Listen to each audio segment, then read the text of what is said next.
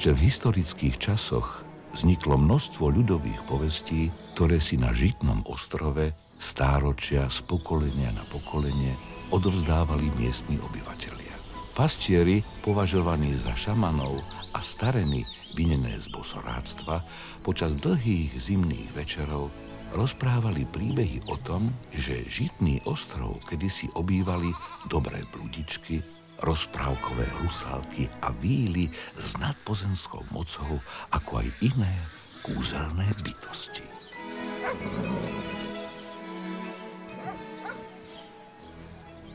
Ostrov sa preto volá Záhrada víl, Zlatá záhrada a žartovne aj Kukónia.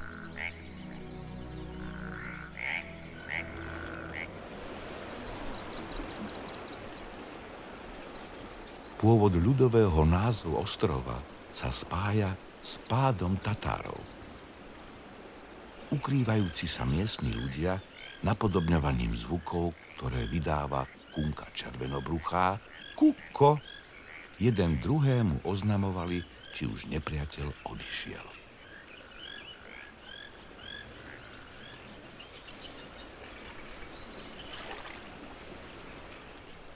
Za zrod Žitného ostrova vďačíme Dunaju. Žitnoostrovčania s riekou od nepamäti spolu nažívali. Vďaka bohatým vodám sa obyvatelia Kukónie venovali rybárstvu. V minulosti sa ryby lovili vršami, čereňmi, rôznymi sieťami, ale aj na háčik. Najhodnotnejšou rybou žitnoostrovských vôd bola viza, ktorá vážila niekoľko metrákov a do tichých dunajských ramien sa dostávala z mora. Jej mäso bola obľúbená a drahá delikatesa. Vizy sa odtiaľto na vozoch prepravovali do viedenského mesiarstva, odtiaľ potom putovali na stôl panovníkov.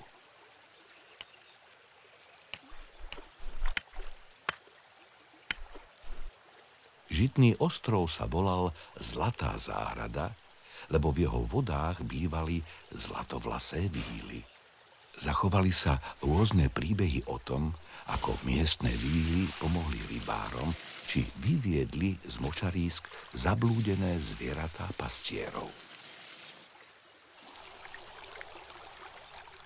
Podľa ľudových povier je vďaka vílan v Dunaji zlato. Keď sa víly česali, padal z nich zlatý prach a do rieky hádzali aj zlaté vlasy, ktoré sa im zachytili na hrebeň. Z dunajských pieštín ryžovali zlato na mince už Kelti a ich poznatky sa potom tradovali medzi miestnymi ľuďmi.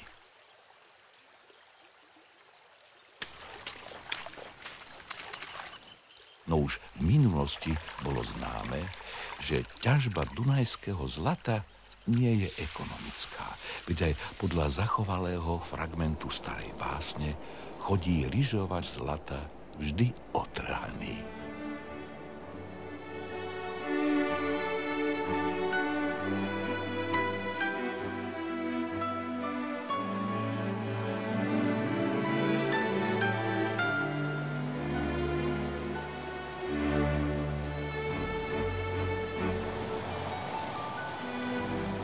Rozprávkové bohatstvo Zlatej záhrady však nezmizlo bez stopy.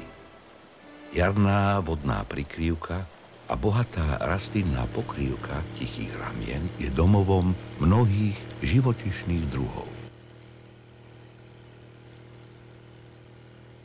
Dunajské lužné lesy a močaristé územia sa ťahajú na ľavom brehu rieky od Bratislavy až po Zlatnú na ostrove. So svojím vzácnym vtáctvom tvoria chránené dunajské oblasti. Klatovské rameno Malého Dunaja si svojou priezračnou vodou a jedinečnou faunou a flórou získalo aj uznanie legendárneho kapitána Kustova. V tomto ramene žije najväčšia kolónia sladkovodných chúb na svete.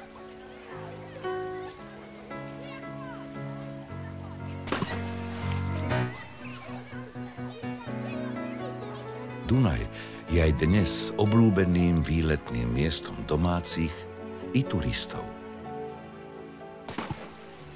Tento región, jeho divú prírodu a skutočnú kukóniu je totiž najlepšie obdivovať z vody.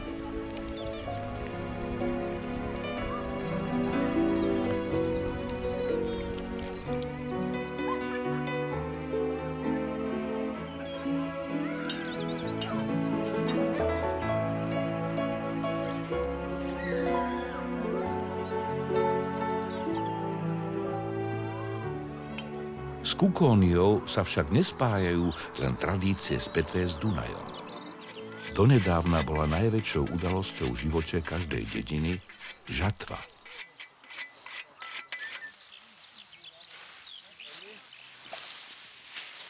V tomto období sa obec plne sústredila na zber novej pšenice. Počas žatvy v duchu starých zvykov malo prestávku aj súdnictvo. Dokonca boli prepustení aj väzni, aby si dorobili chlieb na zimu.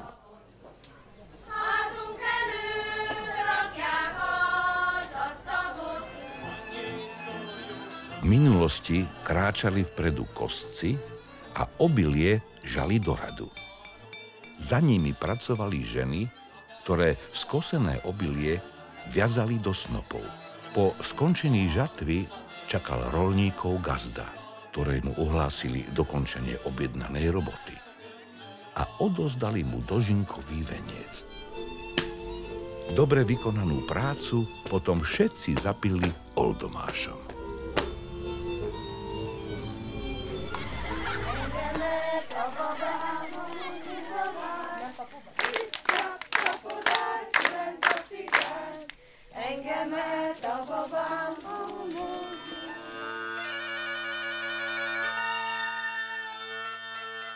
Nie je to veľmi známe, ale Žitnoostrovčania boli slávni gajdoši.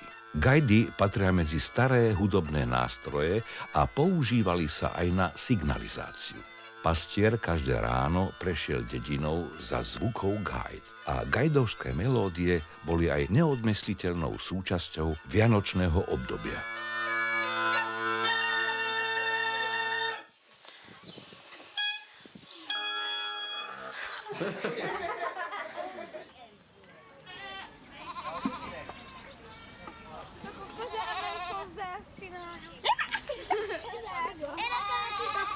Annyit fogok csinálni, hogy én elszorítom nektek a tölgyet, és mindjárt jön a tej. Hopp! Jön a tej. Úgy. És ott. Ügyes.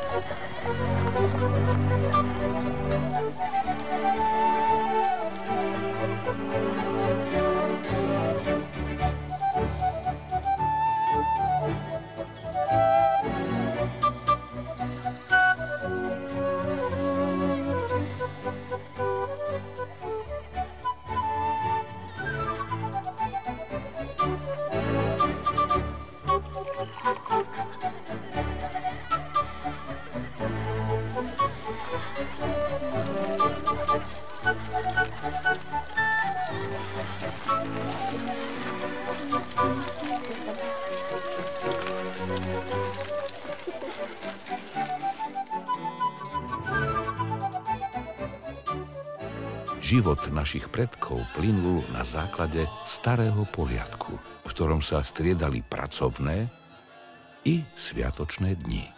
K ním sa viazali mnohé povery a zvyky. Našťastie v Kukónii sa stále nájdu zákutia, kde staré tradície ešte prežívajú.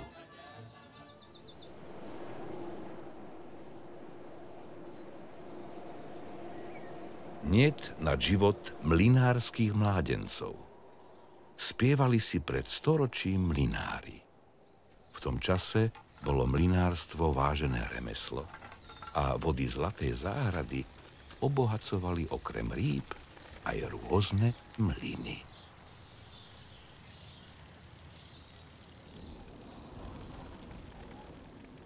Ako modrý Dunaj a zlaté pšeničné polia, ktoré sú farbami Žitnoostrovského futbalového klubu, aj DAC je neoddeliteľnou súčasťou a symbolom Kukónie. Súčasťou vyše 110-ročnej futbalovej tradície je národné povedomie, angažovanosť a túžba víťaziť.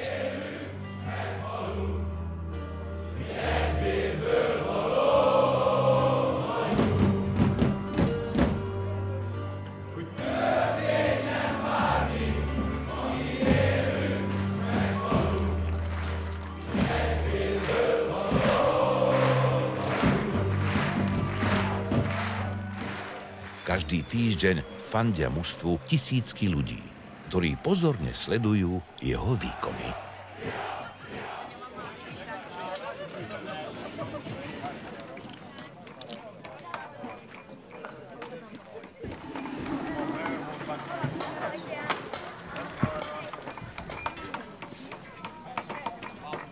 Mäso je dodnes obľúbenou surovinou gastronómie na Žitnom ostrove.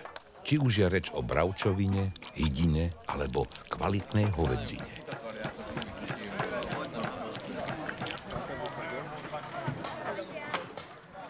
V zimných mesiacoch sa na mnohých dvoroch dodnes koná tradičná zabíjačka.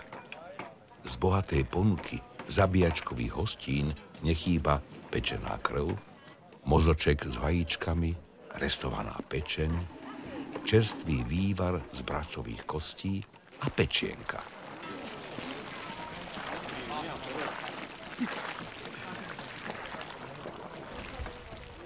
Každý dom a každý mesiar má svoj prísne strážený recept, aby krvavničky, jaterničky a údené klobáci boli čo najlepšie.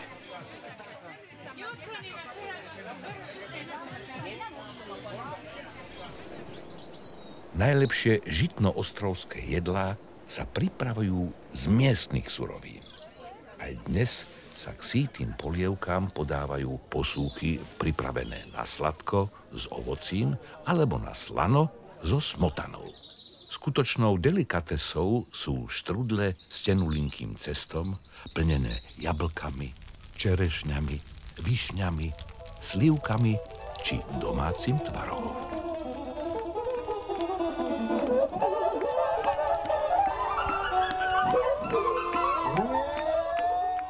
V dávnych časoch sa ľudia schádzali počas Svetojánskej noci. Nakladli oheň, spievali, tancovali a preskakovali vatru. S preskakovaním ohňa sa spája nejedná mágia. Vraj tí, čo preskočia oheň, premôžu nepremožiteľné. A páry, ktoré vatru preskočia spoločne, oheň spojí. Oheň vystupňuje aj účinok liečivých bylín.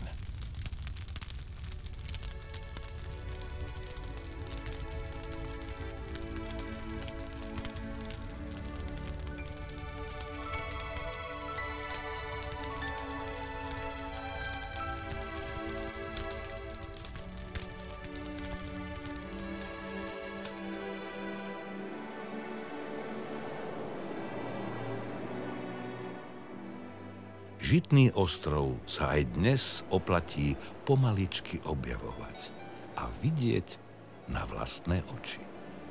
Lebo Kukónia je stretnutie minulosti a prítomnosti. Staré dedičstvo, ktoré nám ukazuje cestu.